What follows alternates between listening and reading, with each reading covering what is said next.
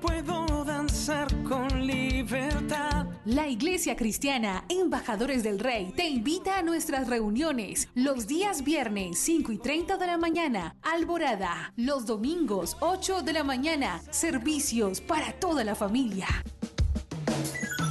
Usted es el hijo, la hija amada de Dios, en quien Dios tiene ¿qué? Complacencia. Ven con todos los tuyos. Carrera Tercera con calle 16, enseguida del Colegio Bautista, barrio San Nicolás. Porque todos los que son guiados por el Espíritu de Dios, los tales son hijos de Dios. Por tanto, somos embajadores de Cristo. Tú eres todo lo que yo soñé y yo te amo.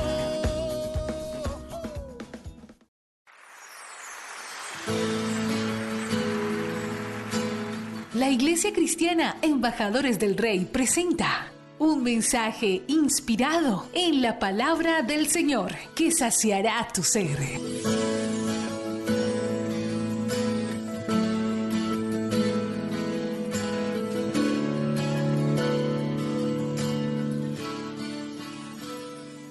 Bueno, hoy vamos a hablar de la cruz y el significado de la cruz. Miren qué hermosos murales hicieron los líderes de la iglesia. Usted puede observar allá la tumba vacía. Al lado de allá una cruz también con todo lo que el Señor ganó.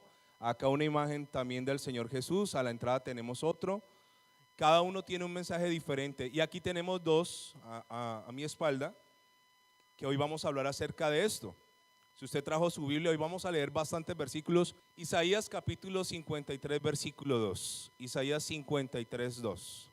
El título hoy se llama El más hermoso de los hijos de los hombres.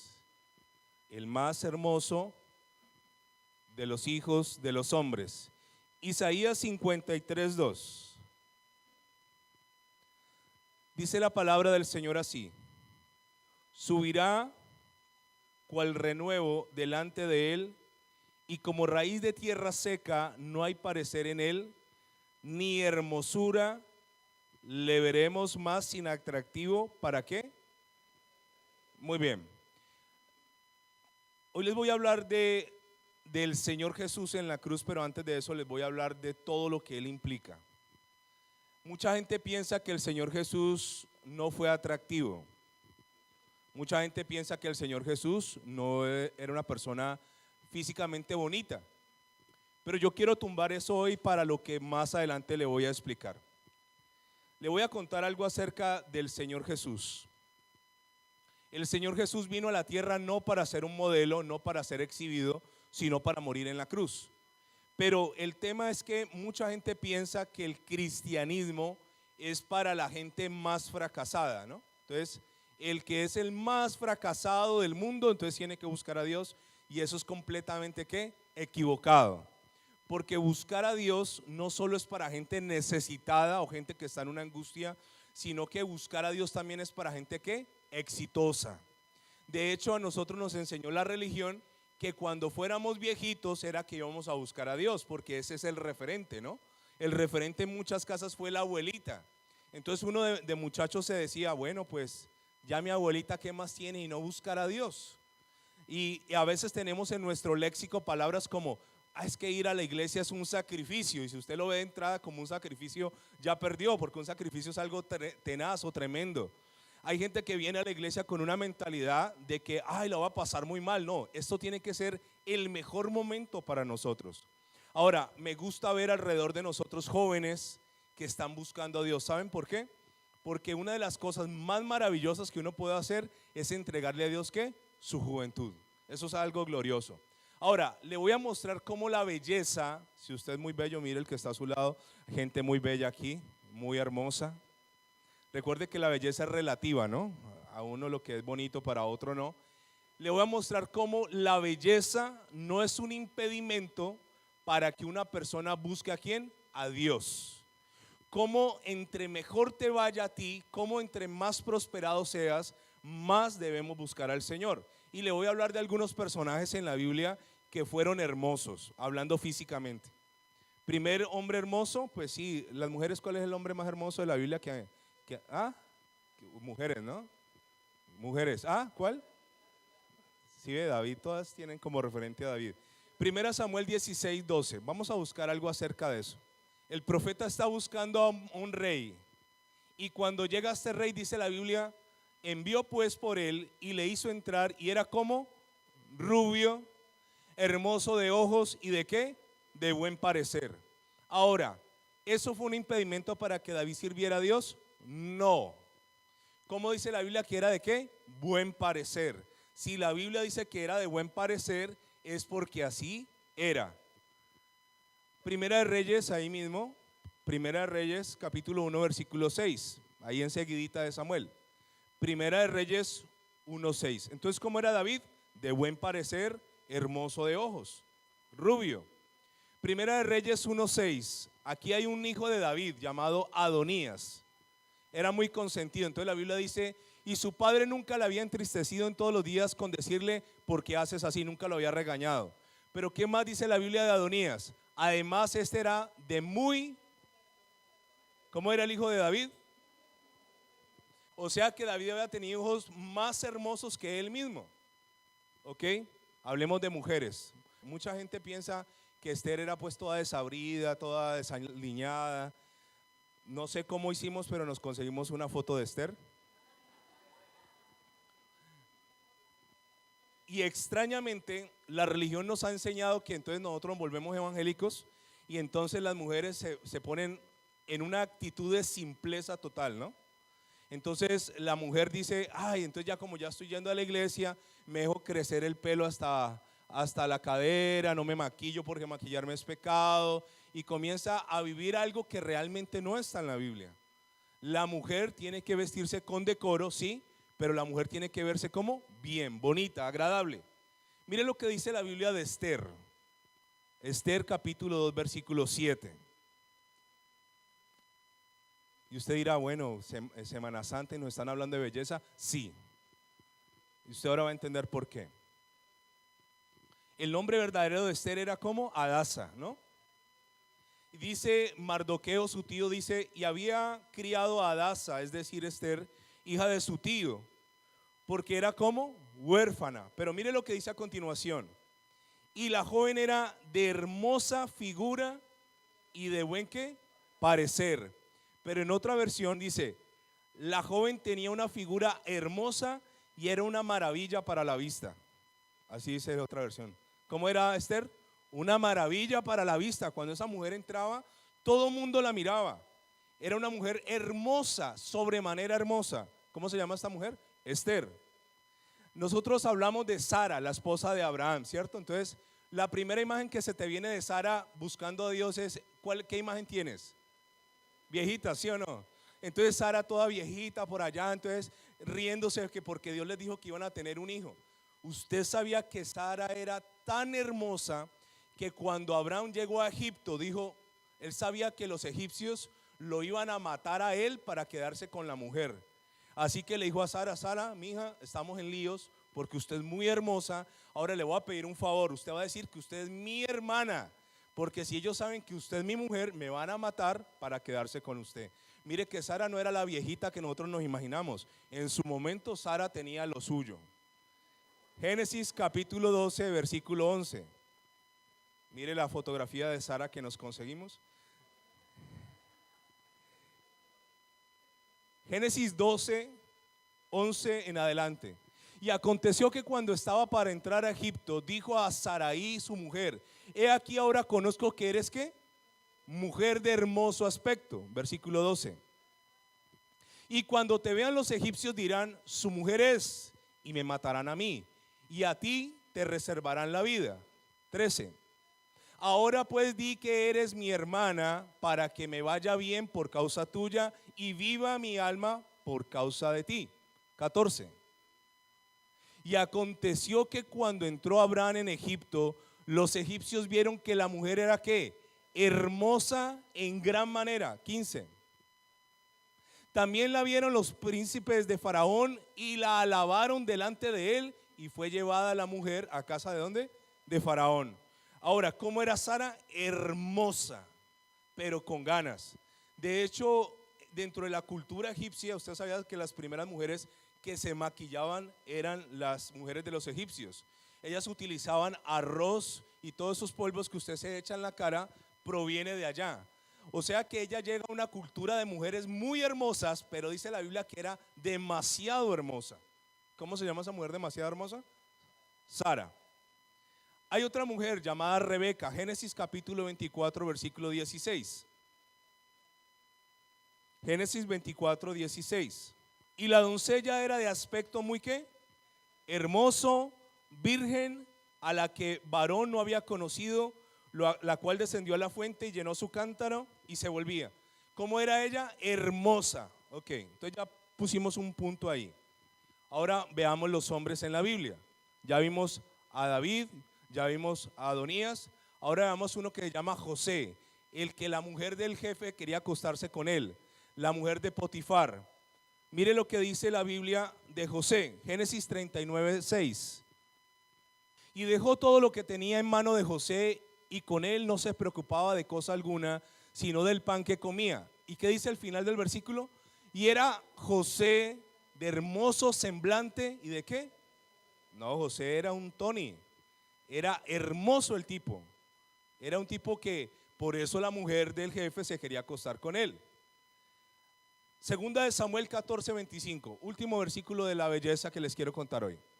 Este otro hijo de David, David tenía unos genes tenaces. Ese se llama Absalón. Y no había, mire lo que dice la Biblia, yo digo porque un libro espiritual me habla de estos detalles. Y no había en todo Israel ninguno tan alabado por su hermosura como Absalón. Y mire el fino detalle que pone la Biblia allí. Desde la planta de su pie hasta la coronilla, ¿no había en él qué? No, pues el tipo era, mejor dicho, una maravilla. Si la palabra de Dios dice que el tipo se quitaba el zapato o la sandalia, los dedos bonitos, bien hechos. No esos dedos todos extraños, no, Juanete, no. No, el tipo tenía, dice que desde la planta, o sea, usted ha visto cómo las mujeres miran, ¿no? La mujer escanea, ¿no? Zzz, de arriba abajo. Ella va haciendo ahí unos ítems de valores, de cosas. Usted el tipo lo miraba desde la cabeza hasta los pies. El tipo era ¿qué? Dice que no había en todo Israel un tipo más hermoso que él. Ahora, yo le podría seguir hablando de gente bonita en la Biblia. Usted sabe que Job tuvo nuevo hijas e hijos cuando murieron. ¿Sabe qué dice la Biblia al final de la vida de Job? Que no había mujeres en toda la tierra más hermosas que las hijas de ¿quién? De Job. En ninguna cultura. Ahora, ¿por qué yo le hablo de esto? Porque es que yo quiero tumbar esa imagen de ese Cristo acabado que parece sacado del Sucre, ¿no? Lo fueron y lo buscaron al Sucre y lo trajeron para hacer la película, todo llevado, todo flaco, todo lánguido en una cruz. No, ese no es el Cristo al cual yo le sirvo. No, ese es el Cristo. Porque ese Cristo acabado, ese Cristo de los años 60 que está medio hippie, como que la era del amor y de la paz, no es. Y le voy a poner algunas razones válidas por qué Jesús era un hombre atractivo. La primera razón es esta, Proverbios 15:13. Proverbios 15:13. Le estoy dando aquí el secreto de la belleza bíblico. Dice la Biblia, ¿el qué? Mire y note usted una cosa, recuerde que nosotros somos tripartitos, espíritu, alma y cuerpo. Estamos relacionados y aquí me está mostrando que somos tripartitos. El corazón es el alma, hermosea el rostro que es el cuerpo, pero luego dice que el dolor del corazón abate ¿qué? El espíritu, alma y cuerpo. ¿Usted quiere verse hermoso y hermosa? Pues quiero decirle que el secreto está ¿en dónde? En el corazón. Si usted tiene un corazón hermoso, un corazón alegre. Ahora mi pregunta es, ¿el Señor Jesús vivía amargado? ¿El Señor Jesús vivía resentido? Ay, yo estoy tan resentido. ¿Vivía resentido? ¿El Señor Jesús tenía odio? ¿El Señor Jesús tenía deseo de venganza? No. El Señor Jesús tenía un corazón limpio y el corazón limpio se refleja ¿en dónde? En el rostro. Ahora le voy a decir algo más. Recuerde que la gente en el tiempo del Señor no tenía la comodidad suya y mía. yo me quedo sorprendido cómo nos habituamos a un carro, cómo nos habituamos a lo fácil. El menor esfuerzo, abrir la nevera, ya está la comida. Abrimos un grifo y si estamos de buenas no se ha ido el agua, porque aquí en Cali se va si llueve o no. Entonces hay agua. Prendes un bombillo, lo enciendes, pero la gente de antes tenía que salir a cazar, la gente tenía que cargar leña. Usted vio una Rebeca cargando un cántaro. Las mujeres de antes parían a los hijos sin necesidad de que la asistiera ningún médico. Era gente fuerte físicamente hablando. Ahora, ¿cuál era el oficio del Señor Jesús? Era un carpintero. Vaya, abra un hueco en una tabla sin un taladro. Parta un tronco sin una sierra. O sea que yo me imagino que en el oficio de ser carpintero, el Señor Jesús tenía un cuerpo como atlético. Era un tipo fornido, era un tipo que echarse un tronco encima. Yo una vez me eché un tronco encima y me causó una hernia discal por años. El tipo echaba troncos encima, partía, serruchaba, clavaba cosas. Era un tipo atlético. Ahora, además de esto, no tenía enfermedades. O sea que el Señor Jesús que yo quiero que usted mire en esta mañana, la Biblia dice que es el hijo de los hombres más hermoso que pudo tocar esta tierra. El hombre más hermoso. Acompáñeme por favor al Salmo 45:2. Salmo 45:2. Eres el más hermoso de los hijos de los hombres. Hay una canción de Jesús, Adrián. La gracia se derramó en tus labios, por tanto Dios te ha bendecido. Dice que ahora, si Adonías era pinta, si José era hermoso, si Absalón no tenía defecto, imagínese cómo sería el Hijo de Dios. Ahora, esa imagen del Hijo de Dios, ¿quién nos la vendió? Los pintores del Renacimiento. Ahora, recuerde que un pintor tenía que traer un modelo y normalmente los modelos de la época eran medio amanerados, no eran muy masculinos. Entonces por eso vemos un Jesús con unos brazos muy flacos, con una cara muy escuálida, con un aspecto muy poco masculino. Pero el Jesús que yo veo en la Biblia es un Jesús que tiene apariencia de ¿qué? De hermosura y de hombre. Ahora, ¿qué le pasó a ese hombre hermoso? Vamos a ir a Isaías, por favor, y usted va a entender algo poderoso en esta hora. Vamos a Isaías capítulo 52 y vamos a entender el contexto de lo que el Señor ganó para nosotros.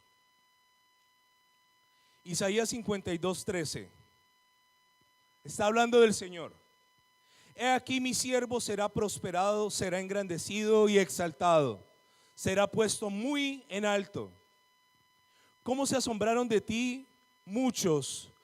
De tal manera fue que desfigurado de los hombres su parecer y su hermosura más que la de los hijos de los hombres. Quiero que usted resalte la palabra desfigurar y vamos a partir de ahí. La nueva versión, Nueva Biblia al Día dice: porque verán y entenderán lo que jamás se les había dicho. Verán a mi siervo tan desfigurado que sería difícil tomarlo por ser humano. Ahí tenemos otra versión, Nueva Traducción Viviente dice: pero muchos quedaron asombrados cuando lo vieron. Tenía el rostro tan desfigurado que apenas parecía un ser humano y por su aspecto no se veía como un hombre. ¿Qué le pasó a ese hombre tan hermoso? Fue donde desfigurado en la cruz del Calvario, fue despedazado. Ahora, ¿qué le ocurrió al Señor en la cruz? Le voy a contar algunas cosas. El Señor Jesús tenía que morir por nosotros en la cruz. Tenía que dar su vida. Usted lo ha visto, lo vio en Semana Santa, algunas películas acertadas, otras no tanto. Pero le voy a contar esto. El Señor comenzó a derramar sangre antes de la cruz. ¿Cuál fue el primer lugar donde el Señor derramó sangre? Getsemaní. Y la Biblia dice que comenzó a sudar ¿qué? Gotas de sangre. Estaba estresado. Desde allí comenzó a sudar sangre. Pero luego él fue llevado a un lugar que se llamaba el concilio. Allí en el concilio le hicieron una cosa y es mesar la barba. ¿Usted sabe qué es mesar la barba? Se la arrancaron. Recuerde que su rostro era como hermoso y comenzó un proceso de ser ¿qué? Desfigurado. La gente cree que él fue desfigurado en la cruz. No, él comenzó un proceso de de arrancarle parte de su cuerpo. De hecho, le voy a contar una cosa. Hay una palabra en la Biblia que se llama esputo. Esputo es escupir a alguien en la cara. Y al Señor Jesús lo comenzaron a escupir, comenzaron a burlarse de él. Marcos capítulo 14, versículo 65. Mire lo que va a pasar con el más hermoso de los hijos de los hombres. Marcos capítulo 14, versículo 65. Mire lo que comienza a hacer con el Señor Jesús la gente. Y algunos comenzaron a escupirle y a cubrirle el rostro y a darle puñetazos y a decirle profetiza. Y los alguaciles le daban ¿qué? Bofetadas. Para un judío, si yo estoy hablando con un judío y yo escupo en el piso, eso es una ofensa. Ahora, ¿cuánto más el escupirle a alguien? ¿Dónde? En la cara. El Señor comenzaron a escupirle y él ya venía sangrando. Le voy a contar algo de la sangre. La Biblia dice que si no había sangre, no había remisión de pecados.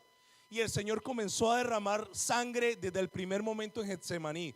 La sangre es algo poderoso. Hay una técnica forense con algo que se llama el luminol. ¿Qué es el luminol? Alguien asesina a otra persona.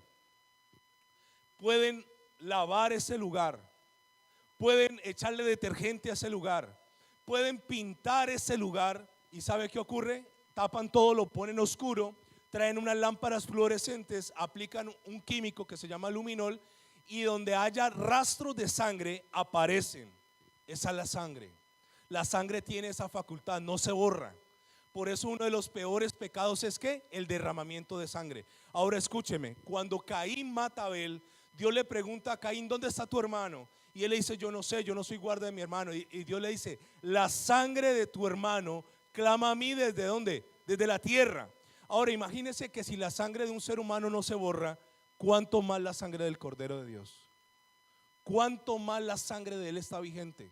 Y usted va a entender para qué. Ahora, ¿dónde más el Señor fue azotado? En el pretorio romano. En el pretorio romano, al reo se le amarraba en una columna pequeña. Usted lo ha visto en Semana Santa. Y cuando él llegó allá, había una compañía de soldados. ¿Qué hizo esta compañía de soldados? Uno se paraba a un lado, el otro a otro. De tal manera que comenzaron a asegurarse de que al golpearlo, él no tuviera ningún momento de descanso. Se le golpeaba con un látigo que tenía 7 ramales y en cada ramal se le amarraban huesos, pedazos de metal en forma cóncava, como la forma de la uña de un gato. De tal manera que cuando se golpeaba a la persona, se desgarraba la piel, se rompía el músculo y de hecho algunos órganos quedaban expuestos. Esto es lo que pasaba en la cruz. Este era el proceso antes de ir a la crucifixión. Yo no sé si a usted le ha ocurrido esto. A mí me ha pasado cantidad de veces. Cuando usted llega a un lugar, usted es luz y en ese lugar hay alguien que es tinieblas, inmediatamente esa persona empieza a mirarte mal, a tratarte mal, no te atiende y usted dice, ve, qué extraño, no eres tú, es lo que hay en esa persona que choca contigo. Ahora, recuerda esto, el Señor Jesús había expulsado a Satanás del cielo y en el cielo Satanás no lo podía tocar, así que él tuvo una preciosa oportunidad para Satanás de hacerle daño a su archienemigo en la tierra como hombre. Y yo me imagino que los espíritus que habían en esos verdugos comenzaron a torturar al Señor Jesús, comenzaron a despedazarlo. ¿Sabe? Esta película de Mel Gibson fue muy polémica. ¿Cómo ponen al Señor Jesús? La Biblia dice que él fue desfigurado.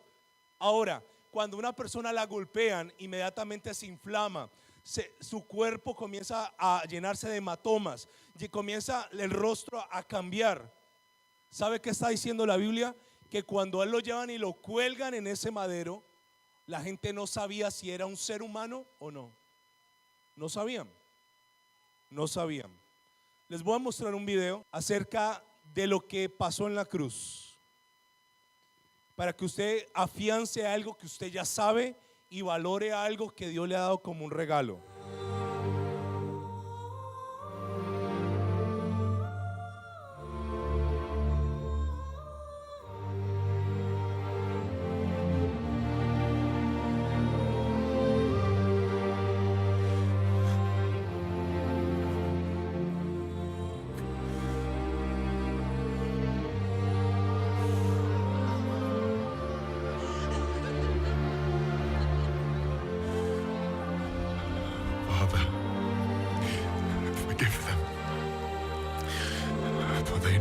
what they do.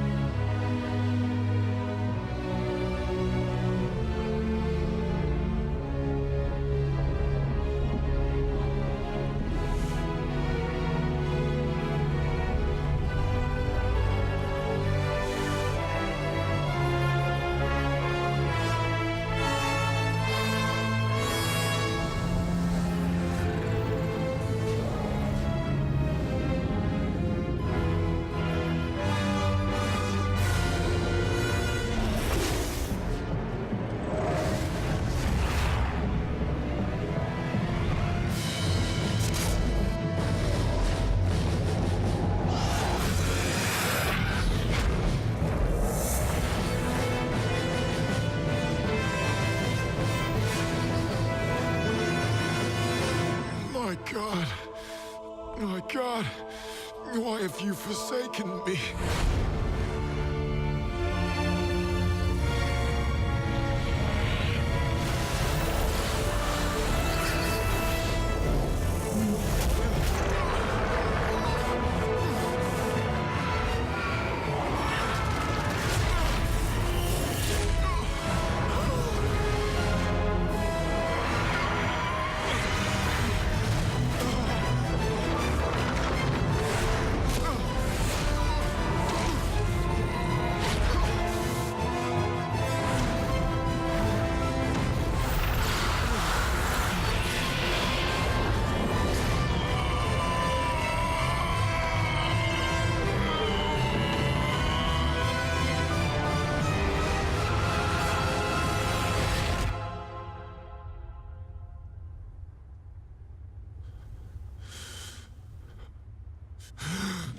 Finished!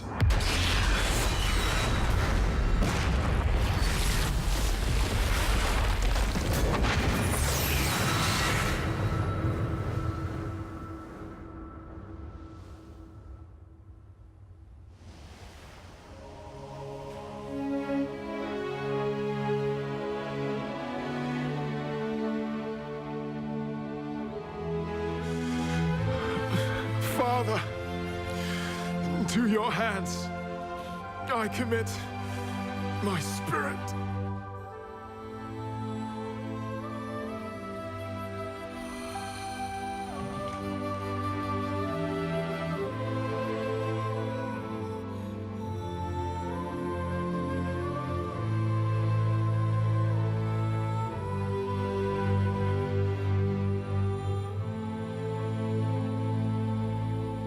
En la cruz él tenía que morir.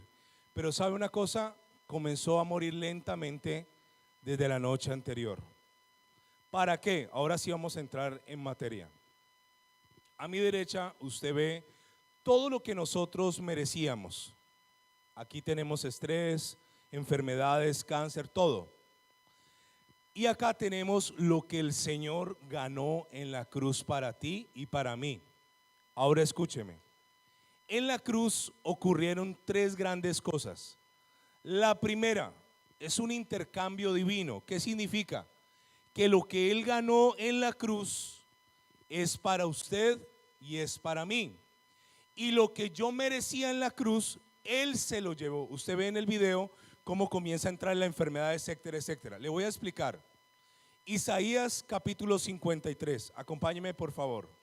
Todos nos descarriamos como ovejas, cada cual se apartó por su camino, mas Jehová cargó en él el pecado ¿de quién? De todos nosotros. Él llevó nuestro pecado. Versículo 4. Ciertamente llevó él nuestras enfermedades y sufrió nuestros dolores, y nosotros le tuvimos por azotado, por herido de Dios y abatido. Mas él herido fue por nuestras rebeliones, molido por nuestros pecados, el castigo de nuestra paz fue sobre él, y por su llaga fuimos nosotros curados. Ahora, si usted entiende esto y usted tiene una enfermedad, esa enfermedad se tiene que ir hoy de tu vida. ¿Qué pasa? Él llevó todo esto en la cruz para que tú tengas todo esto. Dice que Él llevó nuestras enfermedades. El castigo de nuestra paz fue sobre Él.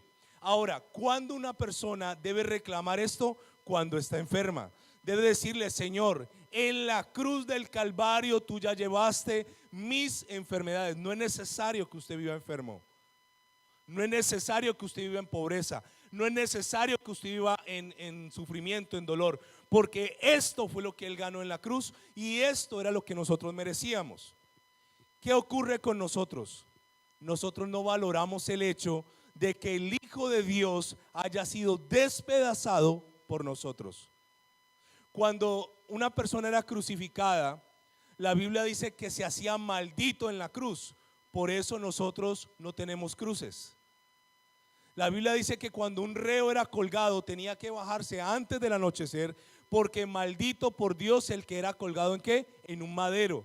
Él se hizo maldición por nosotros para que tú seas ¿qué? Bendito de Dios. Yo no sé en qué lado quiere vivir usted. Yo no quiero vivir en este lado. Yo quiero vivir en este otro lado de acá. Ahora, si por alguna razón Dios permite una enfermedad, Dios permite la escasez, habrá un propósito allí. Hace poco, esta semana, partió con el Señor un hombre de Dios tremendo, tremendo. Y sabe, mucha gente comenzó a preguntar ¿por qué? ¿Por qué? Mi esposa tuvo la oportunidad el año pasado de ir, estar allá en Guatemala, conocerlo. Y sabe, yo le decía a mi esposa, ya era el tiempo, mi amor, ya era el tiempo de que partiera. Era el propósito de Dios. Ahora, a todos nos llegará el momento, pero antes de que llegue ese momento, usted no tiene por qué perderse lo que el Señor ganó para usted. Yo conozco gente que vive con la mentalidad de pobreza. Mire, la Biblia dice que el Señor Jesús, siendo rico, se hizo pobre para que en su pobreza usted y yo seamos enriquecidos. Tan pobre que nació en un pesebre y tan pobre que murió y fue sepultado en una tumba prestada.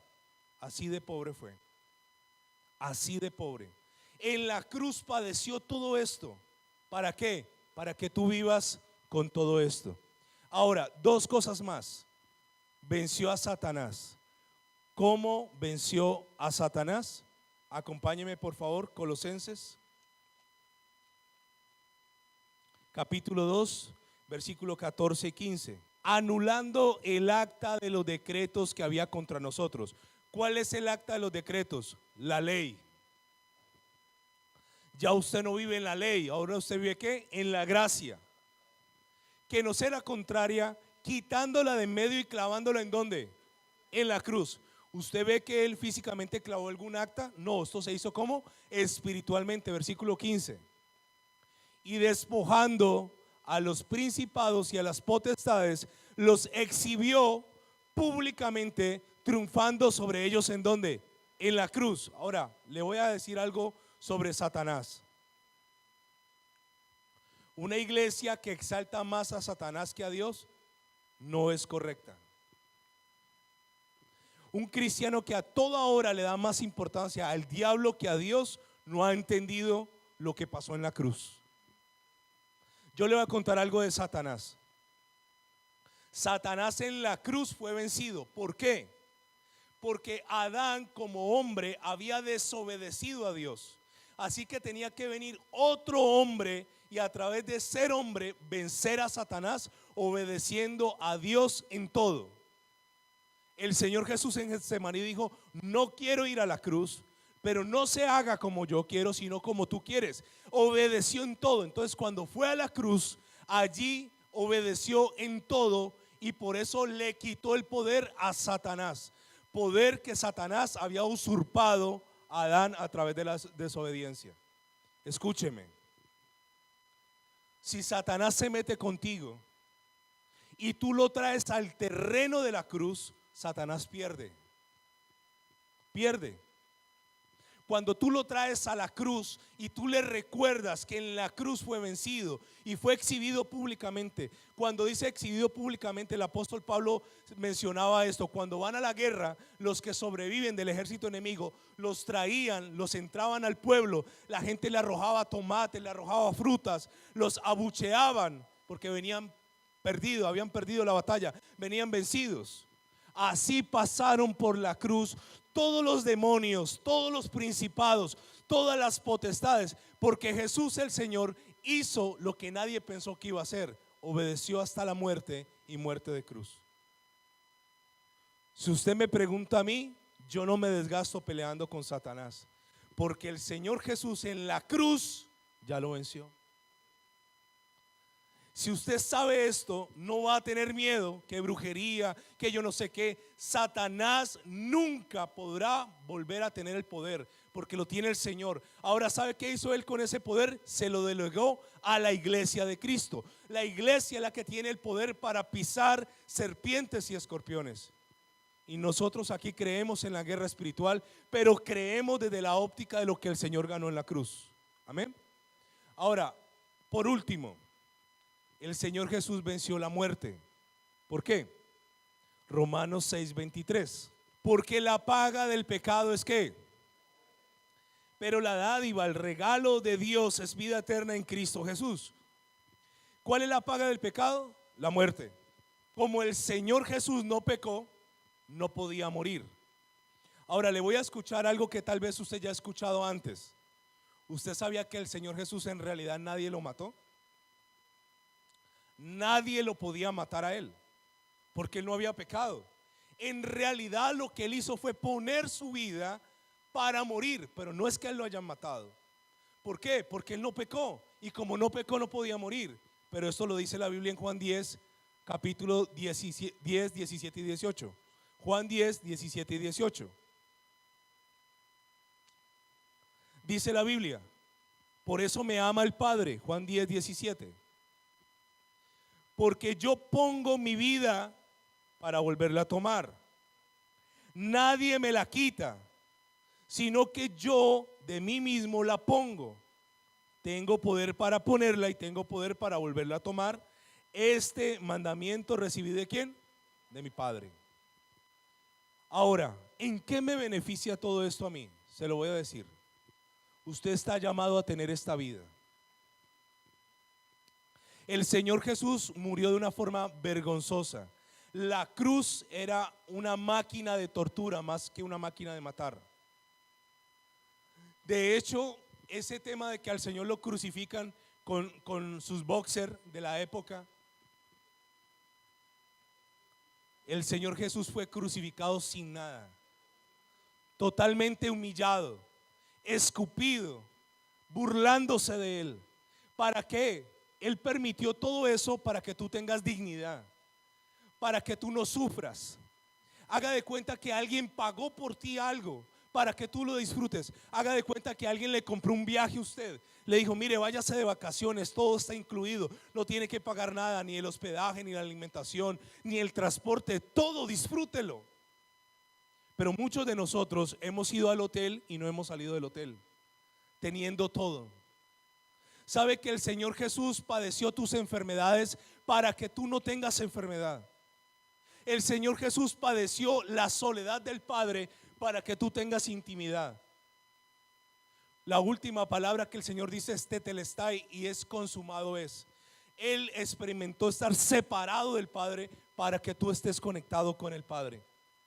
Ahora, un cristiano que no entiende la cruz es un cristiano que vive pobre, es un cristiano que vive enfermo, es un cristiano que vive amargado, es un cristiano que vive sin esperanza, es un cristiano que vive sin consuelo. Él ya lo llevó en la cruz, no lo lleves más. Para finalizar, tengo unas imágenes del Señor Jesús. Esto de mostrar imágenes es delicado, ¿no? Pero yo pienso, el Señor muere y el Señor resucita.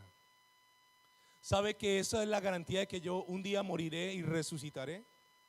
Y usted morirá y resucitará. Ahora, cuando yo pienso en el Señor, yo me lo imagino así.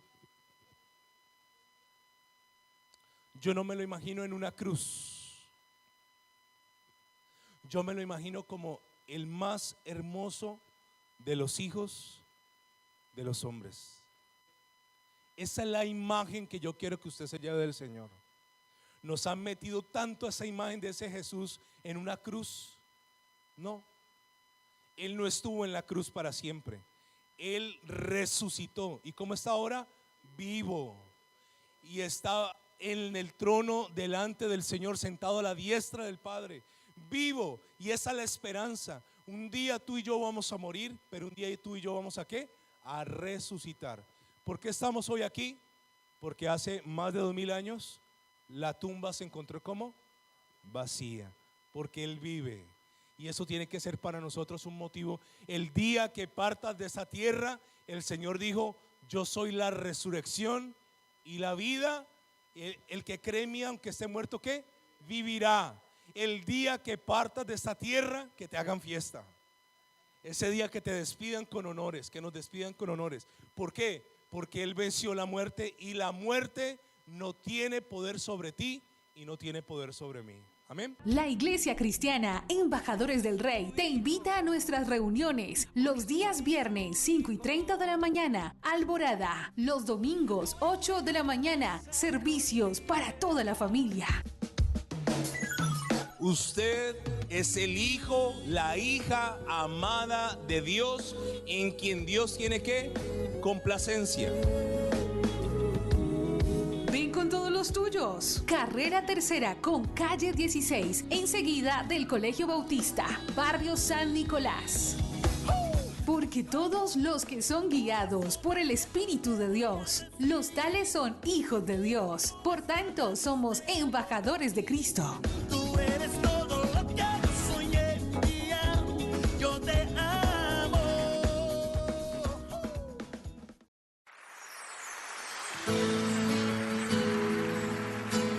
La Iglesia Cristiana Embajadores del Rey presenta un mensaje inspirado en la palabra del Señor que saciará tu ser.